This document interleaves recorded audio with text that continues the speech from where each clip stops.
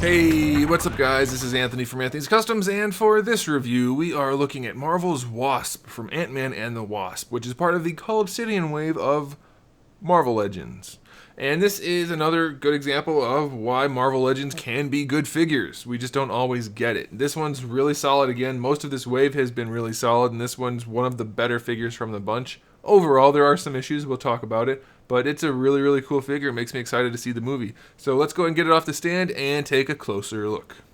This figure stands just about 6 inches, which makes it roughly 15.5 centimeters, and it is just loaded with cool paintwork.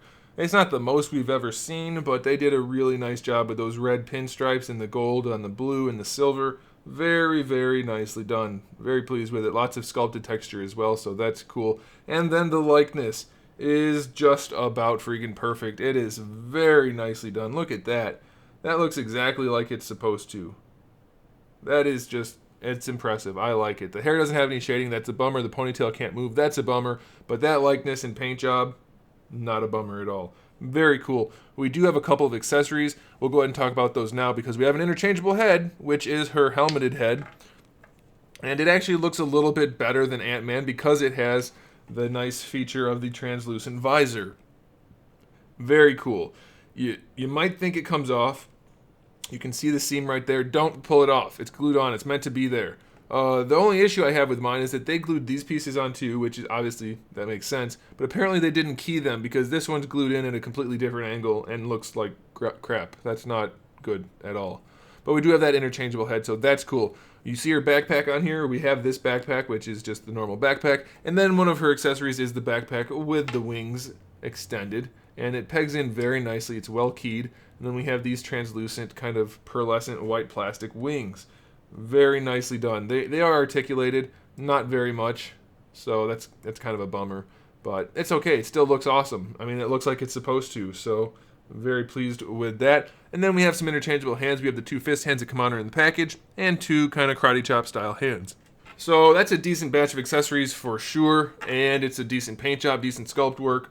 I'm telling you guys, these movie figures, they're dumping all the money into the movie figures, which is fine for movie collectors, but let's spread it out into the comic collection a little bit. As far as articulation goes, the head can look up and down just about perfectly, no problem at all. Full rotation, shoulders, can't go all the way up. That's a bummer. Full rotation that way though. No bicep swivel, single jointed elbow, minimal range. That's definitely a bummer. Yeah, that could definitely be better. You do get your bicep swivel out of that, but that's not great. Wrists have a swivel and a hinge, which is okay. Diaphragm joint works well enough. It's not great.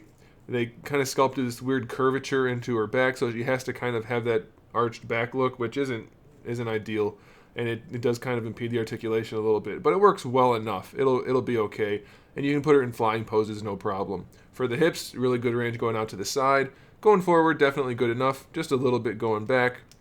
Thigh swivel is fine. Double jointed knee is fine, and then for the ankles, a little floppy, but really good range, and the ankle rocker is almost completely vertical, so that's definitely a bummer. So, like I said, it's a really solid figure. It does have a few issues. Could definitely be better in some places, but it's definitely going to look cool on a shelf, and the likeness alone is worth it, but the paint job looks great. So I'm going to recommend it with those caveats that it has some issues. The ankles aren't great, and then some other things here and there, but overall, I'm very pleased with it, and I think you guys will be too. So thanks for watching, guys. Make sure you subscribe to the channel. I have new videos up almost every single day. We talk about action figures, movies, TV shows, video games. We do all kinds of fun stuff. We stream 3 times a week. I'm making my own line of action figures. Come check that out. 7 p.m. Eastern Standard Time, Tuesday through Thursday, if you want to do that. Then we also play video games afterwards, just for some fun. You know, good times. Lots of stuff for everybody, so make sure you come back for that. Give the video a thumbs up if you liked it. Click the little bell if you want to see more. And in the meantime, keep collecting.